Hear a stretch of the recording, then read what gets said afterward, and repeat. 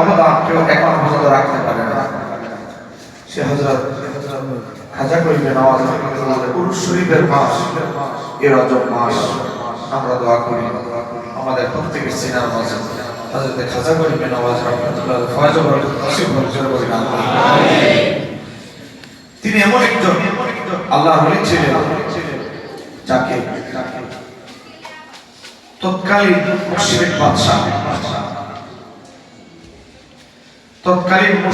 বাদশা তার নাম হচ্ছে পৃথ্বীরাজ। খাজা গরিবে নওয়াজ একদিকে মোকাবেলা করেছে পৃথ্বীরাজের, অপরদিকে হযরত শাহজালাল ইয়ামানি মোকাবেলা করেছেন এক দেবতা পূজার মুশরিক রাজা, তার নাম হচ্ছে গোরগোবিন্দ। একদিকে গোরগোবিন্দ, একদিকে পৃথ্বীরাজ। পৃথ্বীরাজ অনেক চেষ্টা করেছে খাজা গরিবে নওয়াজকে হত্যা করার জন্য, কোন চেষ্টাই তার সফল হয় না। গোটা ভারতবর্ষের সবচেয়ে বড় প্রসিদ্ধ প্রাপ্ত তীরন্দাজ, কথা বলে জোরে বলে কি তীরন্দাজ, যার নিশানা কখনো মিস হয় না, এই তীরন্দাজকে ডাকলেন, তুই কি বাঁচতে চাস না মরতে চাস? আমি সবাই তো বাঁচতে চাই, তো তুই যদি বাঁচতে চাস তোর তীর মঈনুদ্দিন চিশতির সিনা বরাবর আসতে হবে। তোর তীর মঈনুদ্দিন চিশতির সিনা বরাবর আসবে, তাহলে তুই বাঁচতে পারবি। আর তোর যত মুদ্রা লাগে টাকা পয়সা সব আমি পৃথ্বীরাজ রাজা দেব, কিন্তু মঈনুদ্দিন চিশতির সিনা বরাবর তীর আসতে হবে।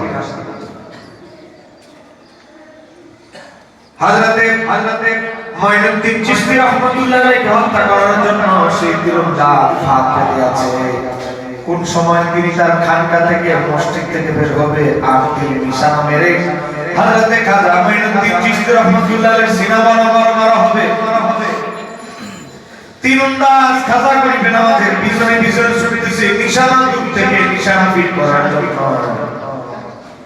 এমন অবস্থায় খেয়াল করলেন খাজা গরিবে নওয়াজ রাহমাতুল্লাহ আলাইহি তার খানকা শরীফ থেকে বের হচ্ছে। খানকা শরীফ থেকে যখন বের হচ্ছে এমন ভাবে তীর মারা হলো, এমন দূর থেকে সঠিকভাবে নিশানা নির্ণয় করলো খাজা গরিবে নওয়াজের সিনা বরাবর তীরটা আসবে। এমন অবস্থায় খাজা গরিবে নওয়াজের সিনা বরাবর আসার 5 হাত আগে, 5 হাত আগে বাতাসে তীরটা ঝুলে রইল। আরেকটা তীর মারলেন, সেটাও বাতাসে আকাশে ঝুলে রইল। আরেকটা তীর মারলেন, সেটাও আকাশে ঝুলে রইল, বাতাসে ঝুলে রইল। একটা তীরও খাজা গরিবে নওয়াজের নিকটবর্তী হলো না। চিৎকার দিয়ে বলা যাবে কি সুবহানাল্লাহ? সে দেখে একটা তীরও তার কাছে আসে নাই। সেই তীরন্দাজ দৌড়ে খাজা গরিবে নওয়াজের কদমে পড়ে গেল।